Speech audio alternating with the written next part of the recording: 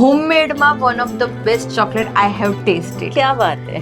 એટલે હું માસ્ટર શેફમાં બી જઈ આવી છું. ક્લાયન્ટ્સોની શું રિક્વાયરમેન્ટ્સ છે એ બધું એ પ્રમાણે આખું લિસ્ટ બનાવતા હોય. માર્કેટમાં શું નવું ચાલી રહ્યું છે. તમારી જાત પર ક્યારે વિશ્વાસ ગુમાવતા નહીં. વિશ્વાસ ઓલવેઝ રાખજો. તમે જે વસ્તુ બનાવો છો એને પ્રેમ કરશો ને તો તમને એ વસ્તુ ફળ આપીને જ રહેશે. મારા ભાઈને આદત હતી રોજ જ ચોકલેટ સવાર બપોર સાંજ ખાવાની આદત. ओके.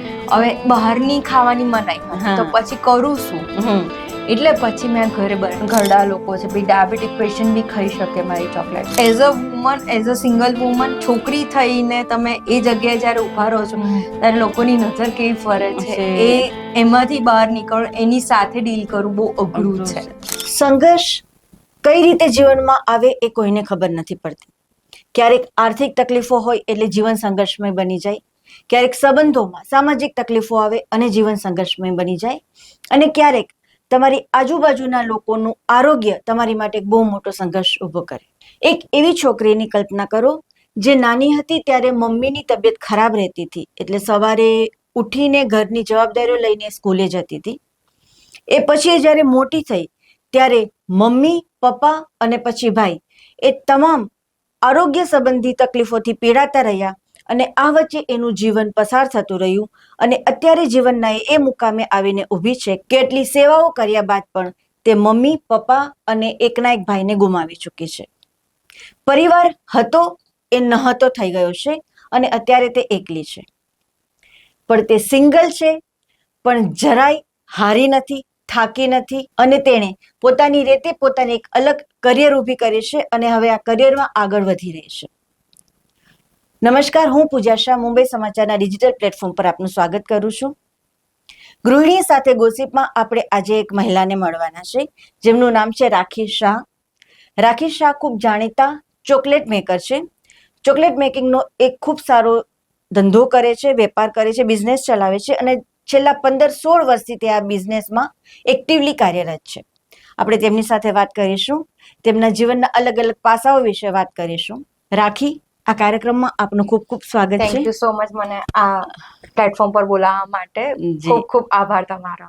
આ કાર્યક્રમમાં અમે એવી જ મહિલાઓને બોલાવીએ છીએ જે તમામ સંઘર્ષ પડકારોને ઝીલીને પણ કંઈક પોતાનું અલગ ઊભું કરે છે, પોતાનું વ્યક્તિત્વ નિખારે છે, પોતાનું અસ્તિત્વ ટકાવી રાખે છે. આપે જેમ કહ્યું તેમ જીવનનું શરૂઆત જ બાળપણ જ સંઘર્ષથી શરૂ થઈ છે.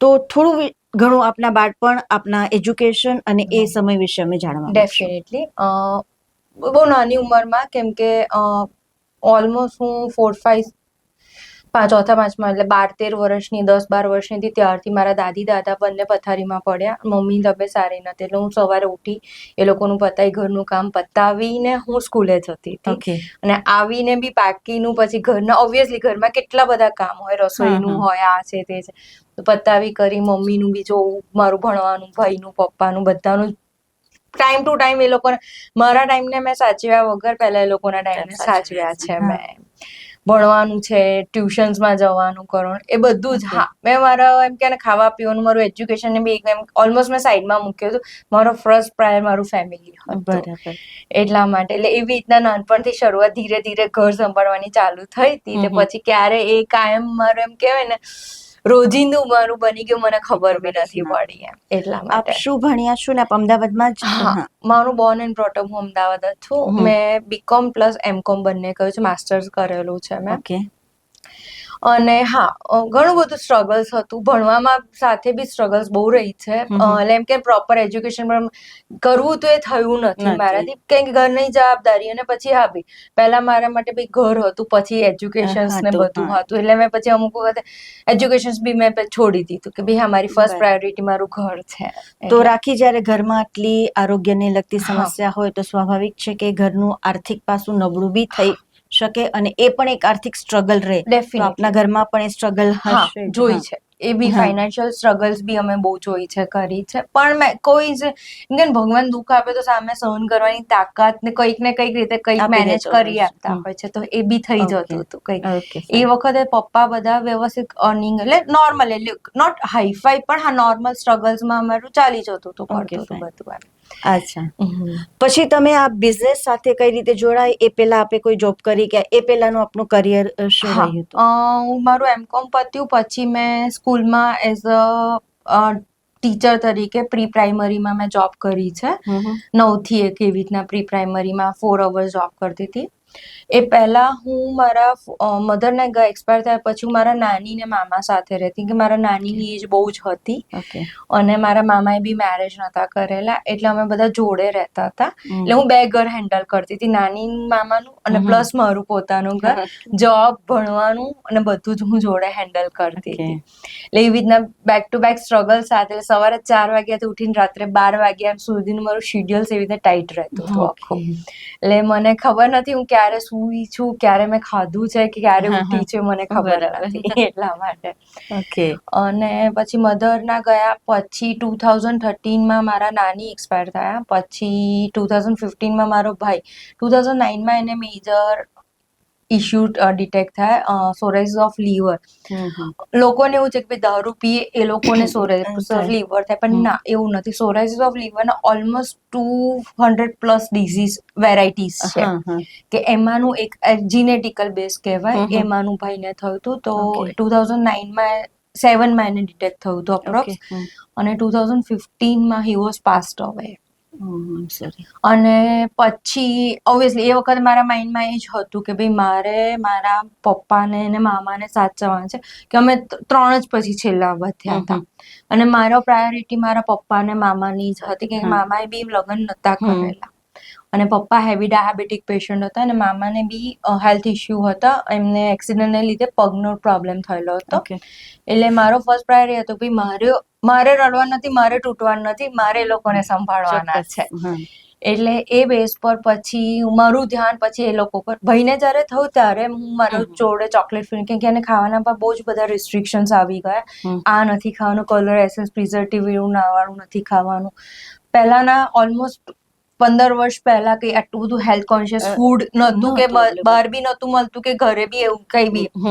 એટલે હું આ ઇન્ડસ્ટ્રીમાં હતી, ગમતું મને ખાવાનું બનાવવાનો શોખ હતો, પણ એમ કહેવાય ને કે ભાઈ પછી જ્યારે ઘરમાં કંઈક આવે ને ત્યારે તમે થોડા કોન્શિયસ વધારે થઈ જઈએ. એટલે એ બેઝ પર. અને મારા ભાઈને આદત હતી રોજ જ ચોકલેટ સવાર બપોર સાંજ ખાવાની આદત.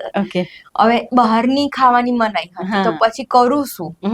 એટલે પછી મેં ઘરે એ પહેલા ઇનિશિયેટિવ 6-8 મહિના એના માટે જ બનાવતી, પણ પછી જે બી ટેસ્ટ કરે બધા કે અમારા માટે બને, અમારા માટે બને, એમ કરતા કરતા હું ભણવાની સાથે, ઘર સંભાળવાની સાથે, જોબ કરવાની સાથે પછી મેં આ ચાલુ કરેલું હતું. Okay, fine. એટલે આ રીતના મારું રાખીશ ચોકલેટ મારું બિઝનેસ સ્ટાર્ટઅપ થયો. ગ્રેટ.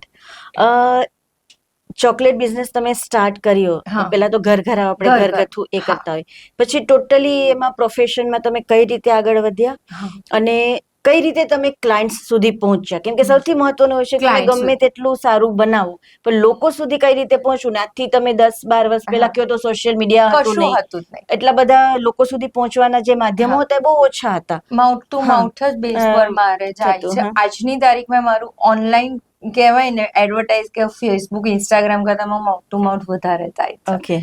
અને પ્લસ મારી પ્રોડક્ટ રીસેલિંગમાં બી વધારે જાય છે.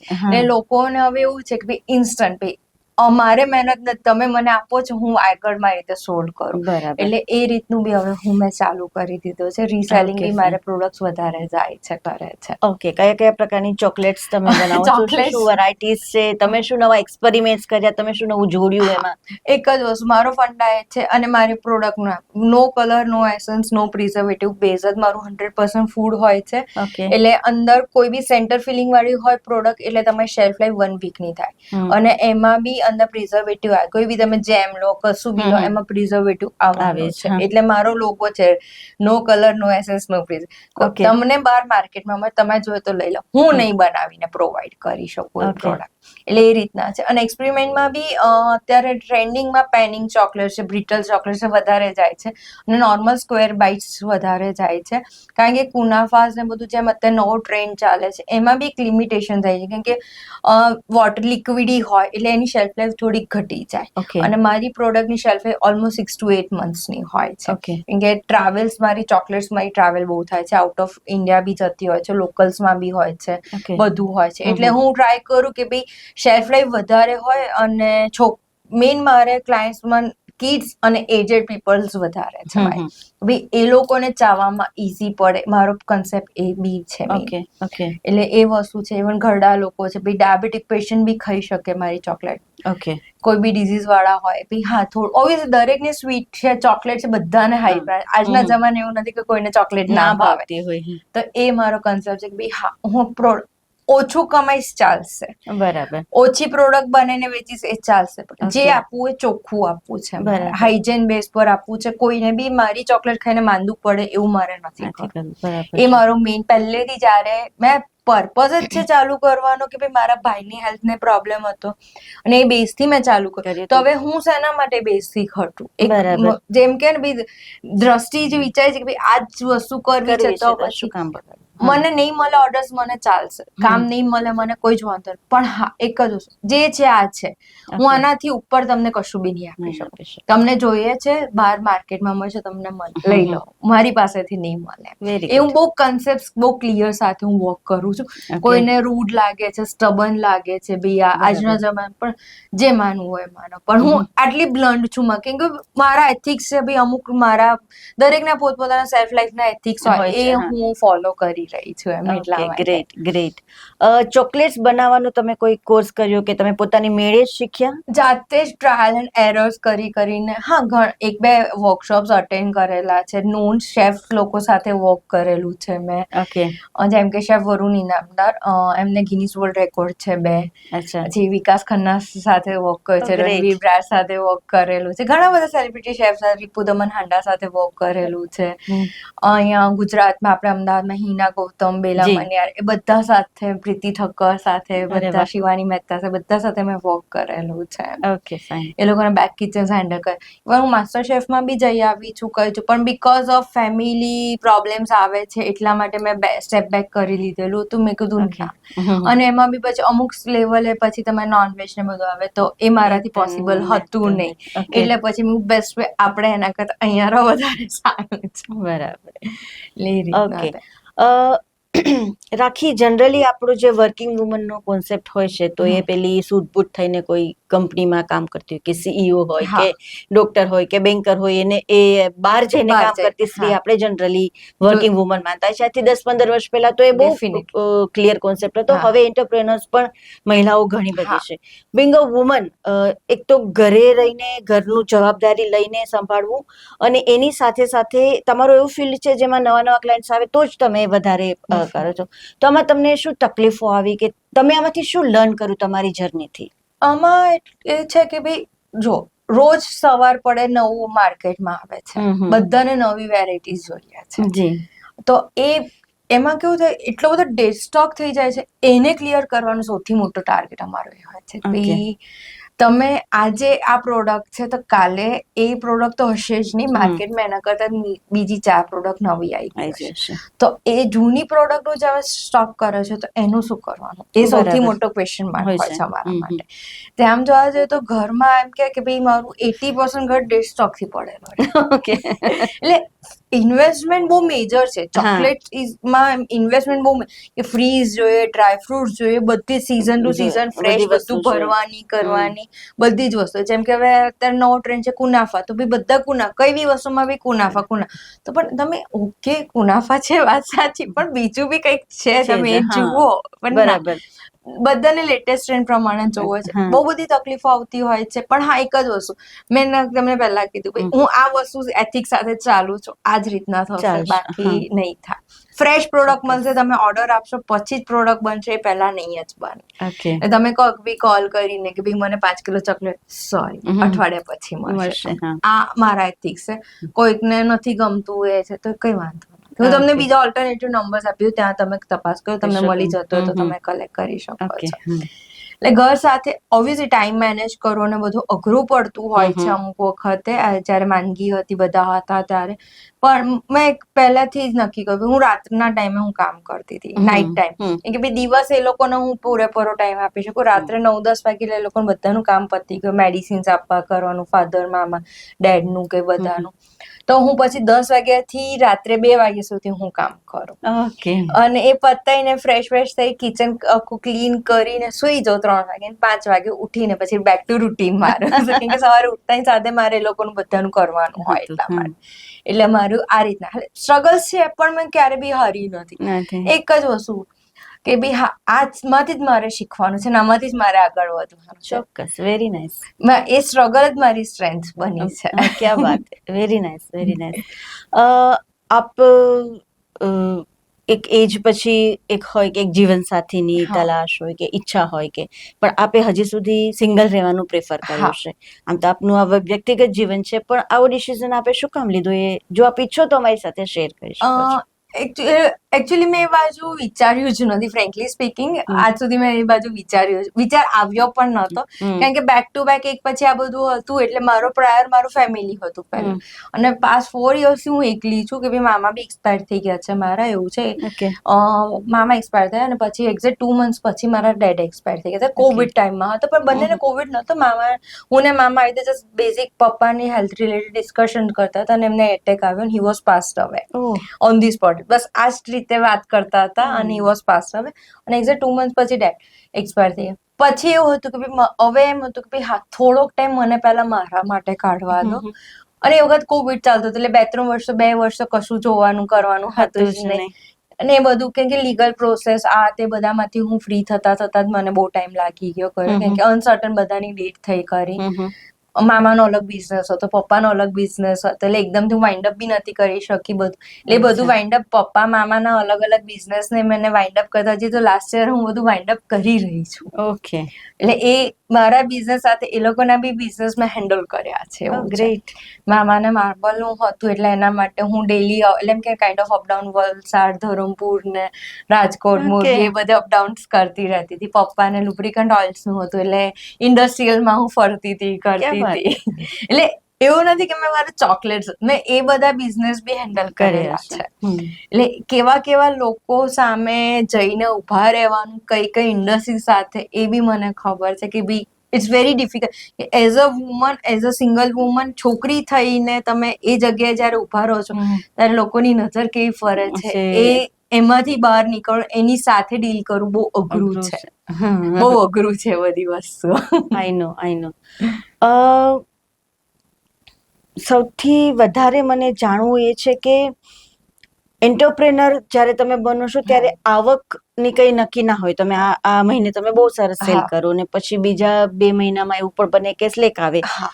દરેક બિઝનેસમાં આવે.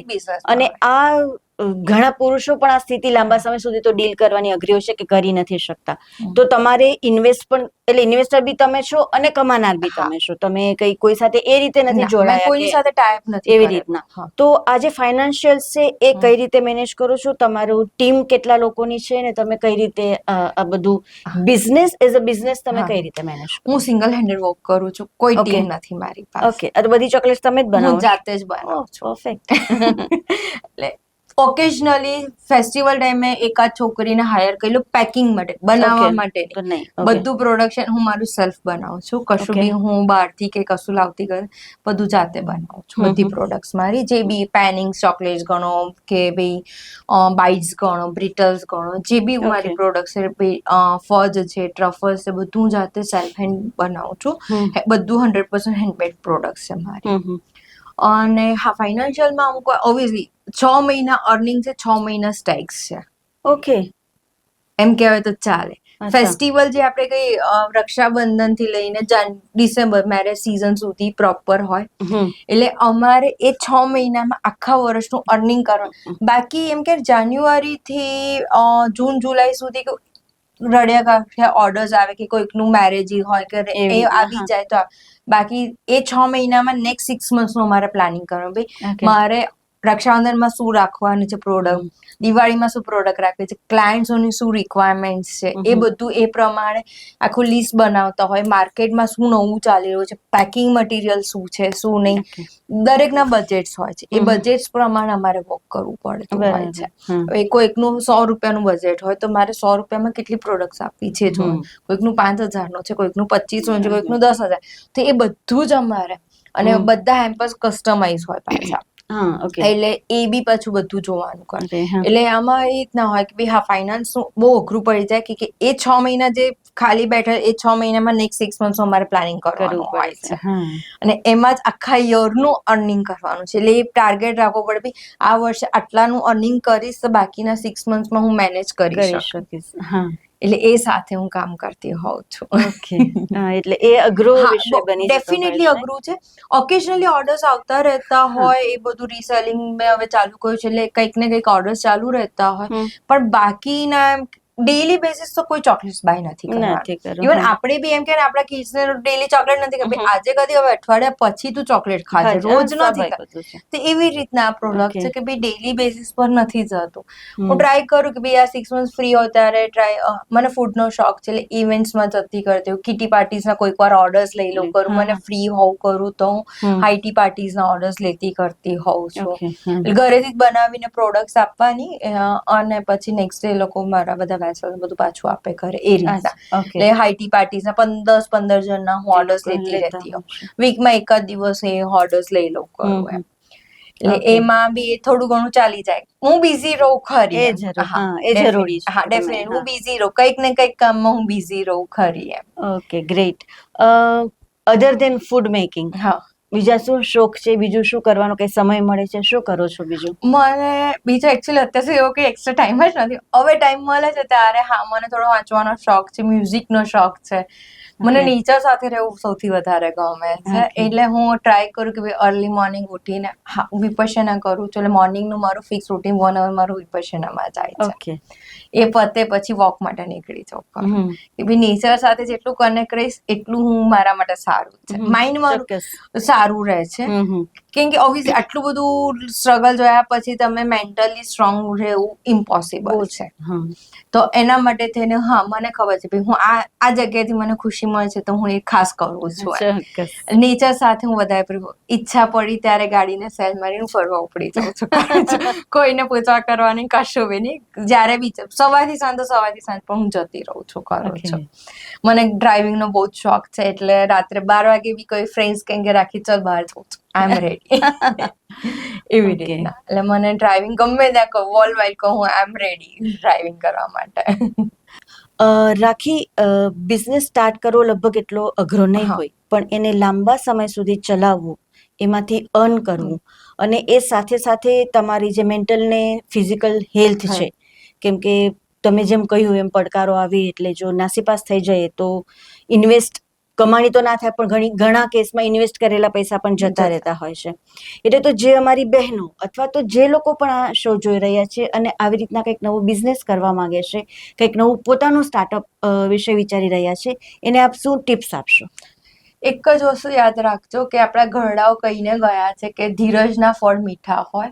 મેં જ્યારે શરૂઆત કરી હતી ત્યારે ક્યારે બી મને નથી ખબર કે હું આટલે સુધી જઈ શકીશ પણ આજે હું એ લેવલ પર છું. આજે ઘણા બધા લોકો મને જાણે છે, ઓળખે છે, સમજે છે કે ભાઈ હા આ વ્યક્તિ આ લેવલ પર જાતે મહેનત કરીને ક્યારે બી નાસીપાસ નહીં થવાનું. થોડું ઓછું વધતું કમાણી થશે, નુકસાન થશે, કશો જ વાંધો નથી પણ આપણે કેમ કન્સિસ્ટન્સી રાખશો, એક ધારું રહેશો તો ડેફિનેટલી તમને તમારું રિઝલ્ટ તમને તમારી મહેનતનું ફળ મળશે ને મળશે જ. તમારી જાત પર ક્યારે વિશ્વાસ ગુમાવતા વિશ્વાસ ઓલવેઝ રાખજો. તમે જે વસ્તુ બનાવો છો એને પ્રેમ કરશો ને તો તમને એ વસ્તુ ફળ આપીને જ રહેશે. જેમ કે મને મારી પ્રોડક્ટ સાથે હું જે બનાવું છું એને હું બહુ ખુશીથી દિલથી બનાવું. હું ઈચ્છીશ કે ભાઈ જે બી ખાય છે એ વ્યક્તિને ક્યારે હેરાન ના થાય. બીજી વાર આપણી પાસે આવે એ રીતના ભાવથી બનાવશો તમે તો કોઈ બી ધંધો તમે જે બી કરતા હો એ જે તમે ભાવથી કરશો ને તમે પોતાનું છોકરું માનીને કરશો ને તો ડેફિનેટલી એ છોકરું મોટું થશે અને તમને રિઝલ્ટ દેખાશે જ એ વસ્તુનું. So nice, very nice.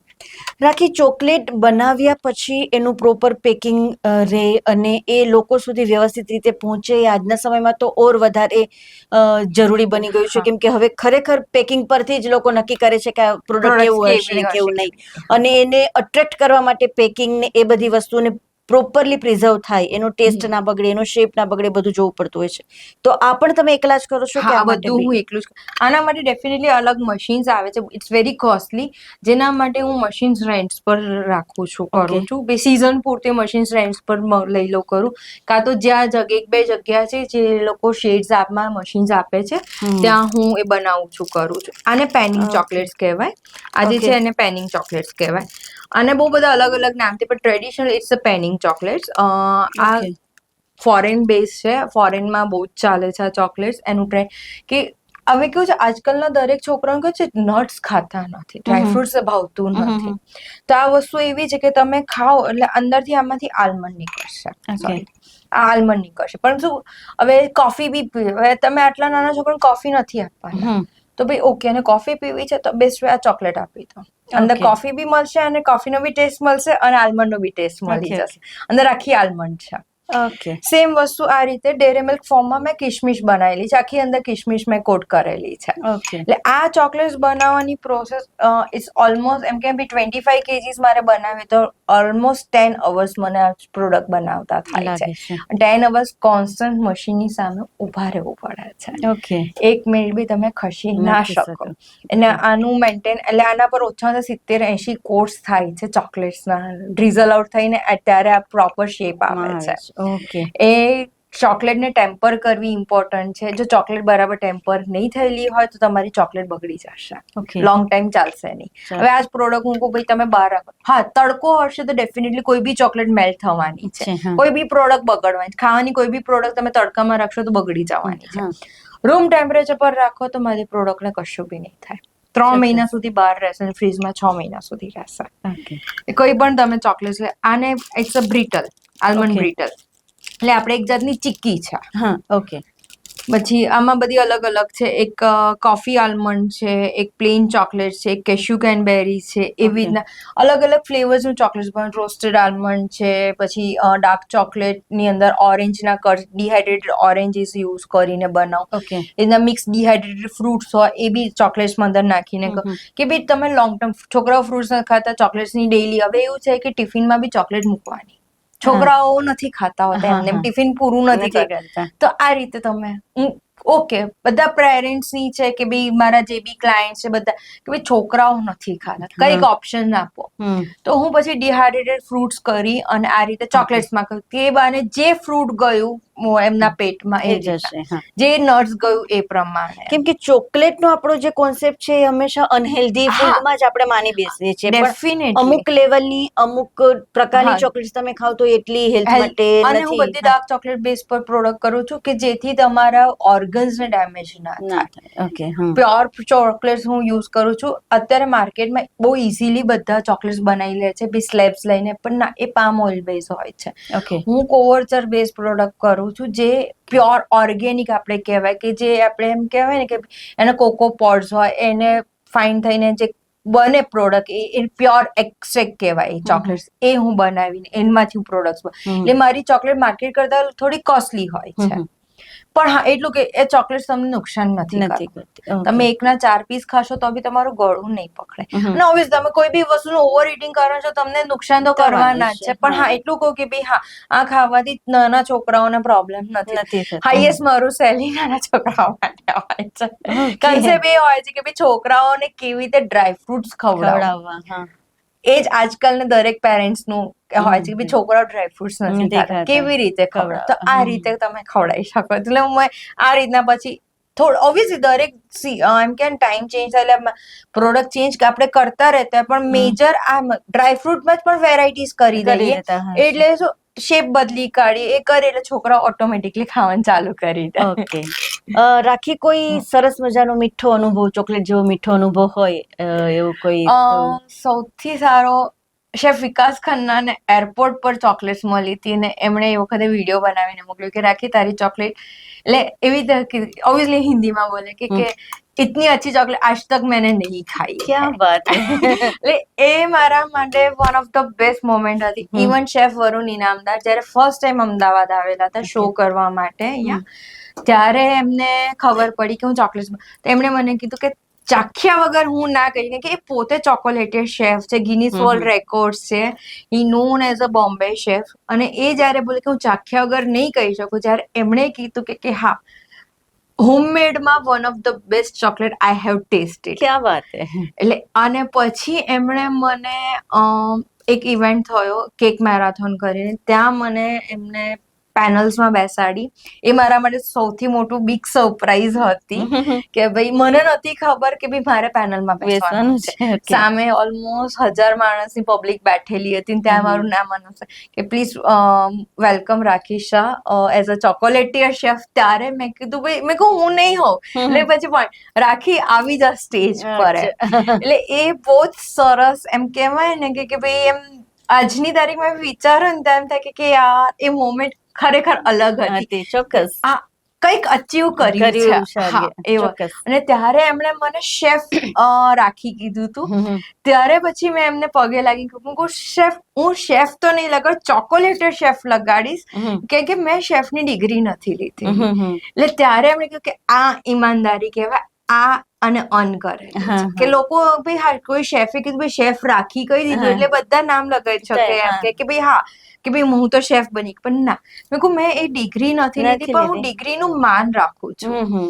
તો હું તમે આપેલું નામનું માન રાખીશ, પણ હું આગળ ચોકોલેટેડ પાછળ શેફ લગાવીશ. હું ચોકોલેટેડ શેફ રાખી કહીશ, પણ હું એકલું શેફ રાખી નહીં કહું. એટલે મેં આ વસ્તુ સૌથી મારી એમ દિલની નજીક આજની તારીખમાં બી એમ થાય ને હું ગમે તે શેફ કઈક છે એ કહી દે આમ કર બેટા થઈ જશે તારે. ઓબ્વિયસલી એમને મારા કરતા વધારે એક્સપિરિયન્સ છે. કઈ બી અટકું કરું, નવી પ્રોડક્ટ બનો, એમને ટેસ્ટિંગ માટે મુંબઈ જાય. Very nice. Thank you so much. Welcome. Thank you. તો દર્શક મિત્રો, તમે જોઈ શકો છો આ ચોકલેટ જેટલી મીઠી છે એટલું જ એમનું જીવન વધારે કડવું તો ચોક્કસ નહીં કહું, કેમ કે એમણે પોતે પોતાનું જીવન મીઠું બનાવ્યું છે, પણ સંઘર્ષમય રહ્યું છે. સંઘર્ષોથી ન હારનારી ઘણી બધી મહિલાઓ આપની આસપાસ હશે. આવી એક મહિલા સાથે આપણે આજે મુલાકાત કરી. આવી અનેક મહિલાઓ સાથે આપણે આપણા આગળના એપિસોડ્સમાં મુલાકાત કરતા રહેશું. એમની સાથે આવી મીઠી સરસ મજાની વાતો કરતા રહેશું. તો ચોક્કસ જોતા રહેજો મુંબઈ સમાચાર ડિજિટલ.